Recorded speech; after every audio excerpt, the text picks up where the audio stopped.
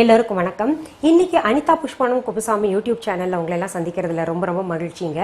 என்கிட்ட நிறைய பேர் கமெண்ட் பாக்ஸ்ல வந்துட்டு மெயின் டிஷ் நாங்கெல்லாம் பண்ணிடுறோம் மேடம், சப்பாத்தி பூரி இல்லை சாதம் வெரைட்டி ரைஸ் எல்லாம் பண்ணிடுறோம், ஆனால் அதுக்கு சைட் டிஷ் பண்ணும்போது எங்களுக்கு ரொம்ப கன்ஃபியூஸ்ட் ஆகுது. அதுவும் பார்த்தீங்கன்னா எங்களுக்கு பன்னீர் எல்லாம் என் பிள்ளைங்களுக்கு ரொம்ப பிடிக்கும், பன்னீரில் ஏதாவது செஞ்சு காமிங்க அப்படின்னு சொல்லிட்டு. பொதுவாகவே ஹோட்டலுக்கு போனால் பன்னீர் பட்டர் மசாலா நம்மளுடைய ஃபர்ஸ்ட் சாய்ஸாக இருக்கும் இல்லையா. அந்த பன்னீர் பட்டர் மசாலா மட்டும்தான் பன்னீரில் நிறைய பேர் செய்வாங்க. பட் இன்னும் நிறைய வெரைட்டி இருக்குது பன்னீரில் செய்யணும்னா. அந்த மாதிரி இன்னைக்கு பார்த்தீங்கன்னா ஒரு வித்தியாசமான, நம்ம ஹோட்டலுக்கு போகும்போது இந்த பன்னீர் பட்டர் மசாலா ஆப்ஷன் இருக்கும். அதாவது மெனு கார்டில் இன்னொன்று இருக்கும், ஷாஹி மட்டர் பன்னீர்ன்ற ஒரு கிரேவி இருக்குங்க.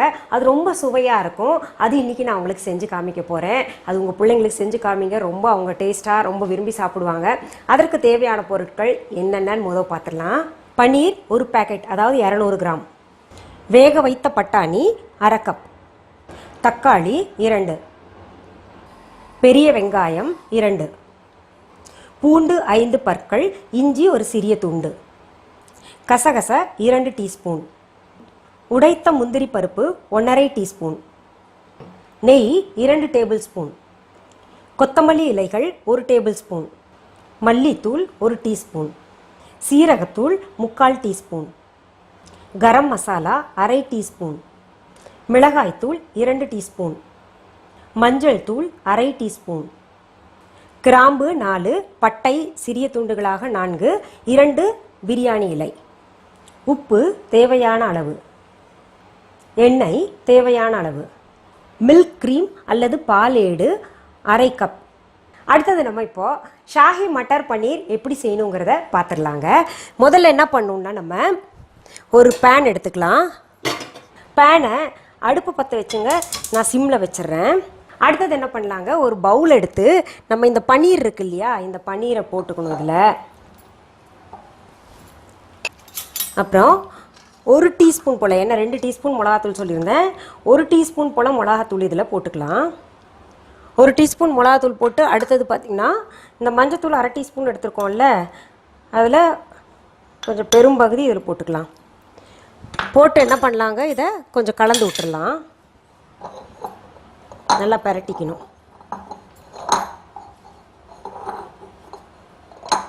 எல்லா மிளகாத்தூள் வந்து இதில் படுற மாதிரி நல்லா பரட்டி வச்சுக்கலாம்.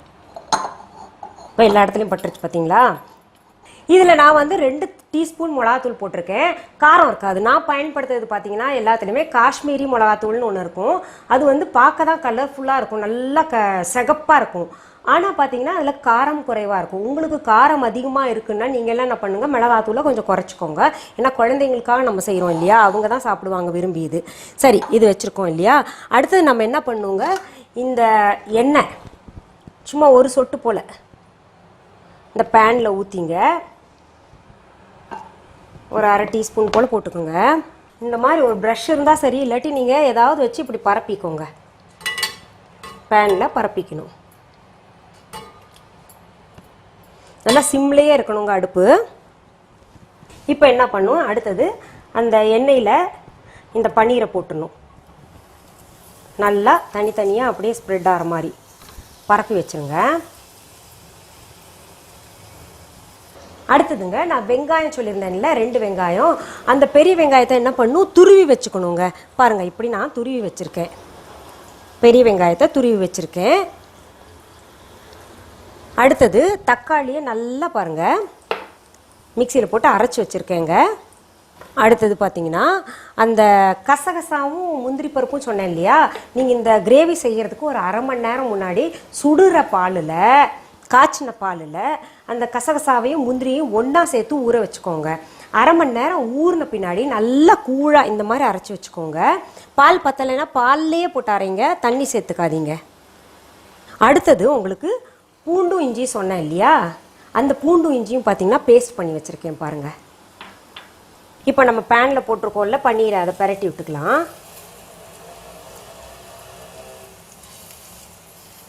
உங்களுக்கு பார்த்தாலே தெரியும் எந்த இதை திருப்பி போடணுன்னு, அது சரியாக பார்த்து போட்டுக்கலாங்க.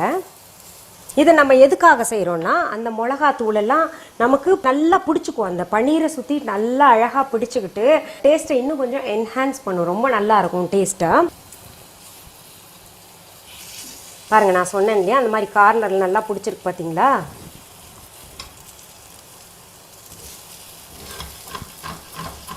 நம்ம தனியாக பன்னீரை பொதுவாக வறுப்பாங்க. பன்னீர் பட்டர் மசாலாவுக்கு வந்து கொஞ்சம் 1 டீஸ்பூன் போல் இல்லாட்டி 2 டீஸ்பூன் போல் எண்ணெய் ஊற்றி அதில் வறுத்து எடுப்போம் இல்லையா, அந்த மாதிரி இல்லாமல் இது வந்து இவ்வளோ தான். இது அப்படியே எடுத்து தனியாக வச்சுக்கலாங்க இந்த பவுலில். பாருங்கள் எவ்வளோ அழகாக இருக்குது, பார்க்கவே ரொம்ப அழகாக இருக்குது. அடுத்தது நம்ம என்ன பண்ணுறோம், இன்னொரு பேன் எடுத்துக்கிறோங்க. இது வச்சிடலாம், கொஞ்சம் சூடாகட்டும். இப்போ பாருங்கள் நம்ம பேன் அடுப்பில் வச்சோம் இல்லையா, அது சூடாயிருச்சு. அடுத்து நம்ம என்ன பண்ணுறோன்னா இந்த நெய் அதில் சேர்த்துக்கலாம். இப்போ நெய் வந்து ஆப்ஷனுங்க, அது நான் சொல்கிறேன். உங்களுக்கு என்ன ஆயில் பயன்படுத்தணுமோ அது நீங்கள் பயன்படுத்திக்கோங்க. நான் நெய் போடுறேன். ஆயில்ஸை விட செக்கில் அரைச்ச ஆயில்னால் பயன்படுத்தலாம் நம்ம. மற்றபடி மற்ற ஆயில்ஸை காட்டிலும் பார்த்தீங்கன்னா நம்ம நெய் சாப்பிட்றது உடம்புக்கு ரொம்ப ரொம்ப நல்லது. மூட்டு வலிக்கெல்லாம் பார்த்தீங்கன்னா நெய் சாப்பிட்றது ரொம்ப நல்லதுங்க. பாருங்கள் நெய் சூடாயிருச்சு. அடுத்தது நம்ம என்ன பண்ணுறோம், இந்த துருவி வச்சுருக்கோம்ல பெரிய வெங்காயம், அதை சேர்க்குறோம்.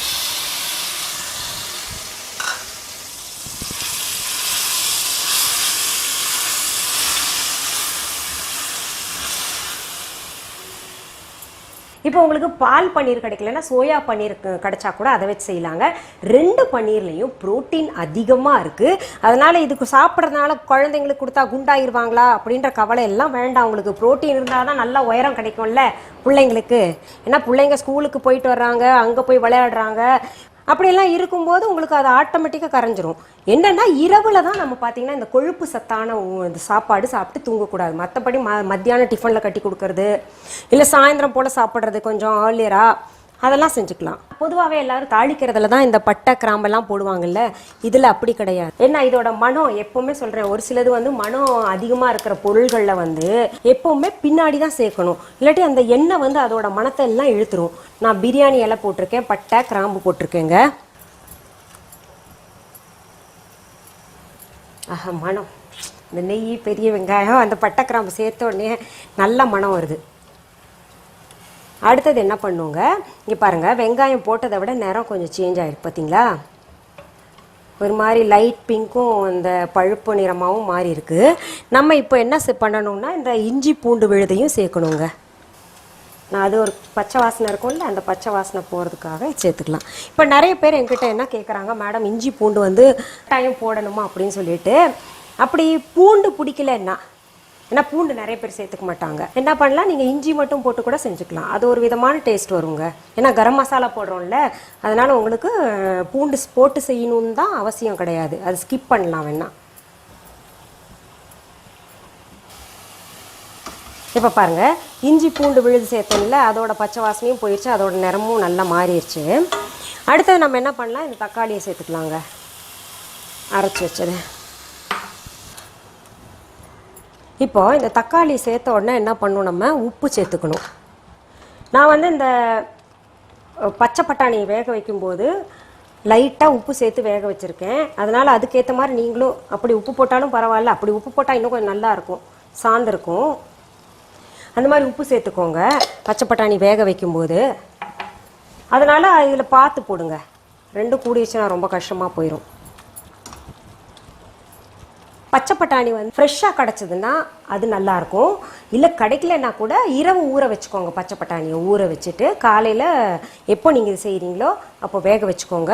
இன்னும் ரொம்ப 3-4 விசில் விட்டிங்கன்னா அது முழுசாக இருக்காது, இந்த ஊற வச்சு செய்கிறது அப்படியே அல்வா மாதிரி ஆயிரும். அது மட்டும் கரெக்டாக பார்த்து வேக வச்சுடுங்க. இப்போ பாருங்கள் தக்காளியும் நல்லா கூழாயிருச்சுங்க, நல்லா மிக்ஸ் ஆயிடுச்சு அந்த மசாலா கூட.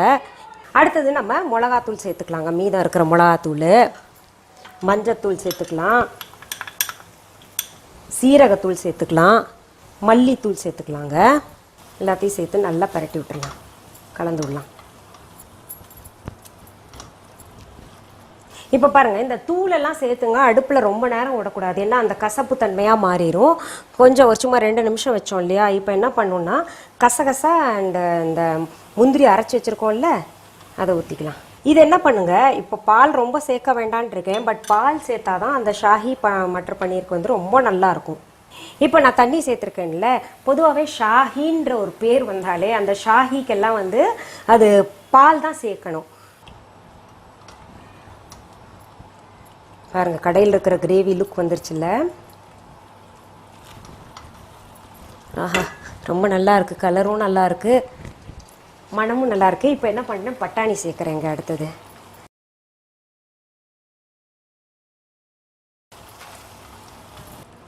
இப்போது இன்னும் கொஞ்சம் நம்ம தண்ணி சேர்த்துக்கலாம்.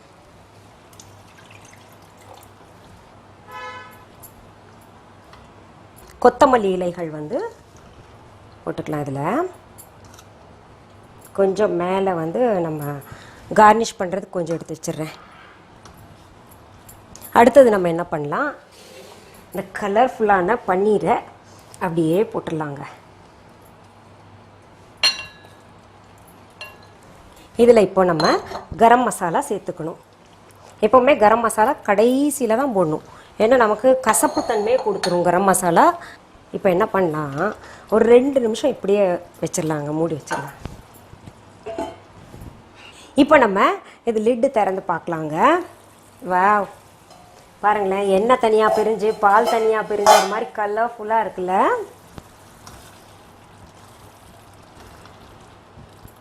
கலர் யூஸ் பண்ணாமையே பாருங்கள் எவ்வளோ நல்லா இருக்குது.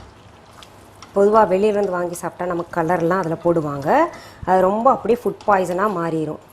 இப்போது நம்ம வச்சுருக்கிறது பார்த்திங்கன்னா இந்த பால் ஏடு இருக்குது இல்லையா, அந்த பால் ஏடு நீங்கள் இப்படி அடித்து அதான் மில்க் க்ரீம், ஃபுல் க்ரீம் கிடச்சா நீங்கள் வாங்கிக்கோங்க, அப்படி இல்லைன்னா சும்மா இப்படி அடிச்சுக்கோங்க. நீங்கள் இதுவும் கொஞ்சம் கார்னிஷிங்காக வச்சுக்கிறேன். பாலேடு போட்ட பின்னாடி எவ்வளோ அழகாக இருக்குல்ல. அவ்வளோதான், நம்ம இப்போ அடுப்பை அணைச்சிடலாம். இப்போ என்ன பண்ணுறேங்க, இங்கே பாருங்கள் பன்னீர் அங்கங்கே அழகாக நிற்கிது. இப்போ நான் இந்த கொத்தமல்லி இலைகள் மேலே கார்னிஷ் பண்ணிடுறேன். எப்போவுமே நம்ம இந்த சாப்பாடு செய்கிறத விட டேபிளில் கொண்டு போய் வைக்கிறது தான் எல்லோரும் ரொம்ப விரும்புவாங்க. அதுக்காக தான் ஹோட்டலுக்கு போவாங்க. ஆஹா என்ன அழகாக பண்ணியிருக்காங்க அப்படின்னு சொல்லிட்டு ஹோட்டலுக்கு போகிறதே அதுக்கு தான். பழையது சாப்பிட்றோம்ல வீட்டில், அந்த பழையது வந்து நம்ம மண் சட்டிலேயோ இல்லை சாதாரண பாத்திரத்துலேயோ வச்சு சாப்பிட்டுட்டு இருந்தோம். சாதாரண பாத்திரத்தில் சாப்பிட்றதுனால அதோட வேல்யூ தெரியல. அதே பழைய சாதம் இப்போ ஸ்டார் ஹோட்டல்ஸில் விற்கிறாங்க, நல்ல அழகான மண் சட்டியில் வச்சு கொடுக்குறாங்க, ரொம்ப அழகாக இருக்கே அப்படின்னு பாராட்டிட்டு சாப்பிட்றாங்க. இப்போ நான் செஞ்சதை நான் முதல் சாப்பிட்டு பார்க்கணும்ல. எப்போவுமே செய்கிறவங்க சாப்பிட்டு பார்த்து மனசு திருப்தி ஆனால் தான் பரிமாற தோணும். அந்த மாதிரி நானும் இப்போ சாப்பிட்டு பார்த்துட்றேங்க.